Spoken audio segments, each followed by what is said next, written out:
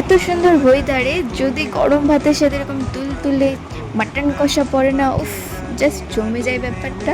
তো হাই বন্ধুরা, আমি বললাম Trisha, welcome to Trisha cooking ডায়েরিতে। তো চলো আজকে কি কি রান্না করলাম সেটাই তোমাদেরকে দেখাই। আজকে কিন্তু আমি পুরো রেসিপি দেখাবো না, কি মশলা দিলাম সেগুলোও বলবো না।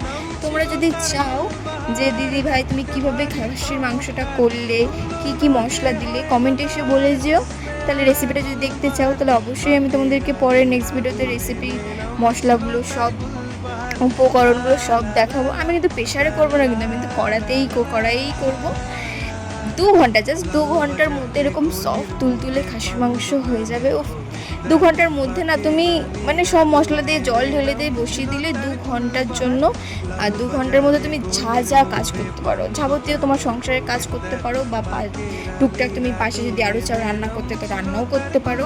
সেরকমই আমি করে নিয়েছিলাম। তার মধ্যে এরকম যদি বৃষ্টির ওয়েদার এরকম লাল লাল চা হয়, উফ, ব্যাপারটা কিন্তু জমে যায়। তো আমি এখানে তো দুটো রান্না আমার কমপ্লিটও হয়ে গেছে। তো তোমরা যদি চাও রেসিপিটা অবশ্যই কমেন্ট করো। তো বাই।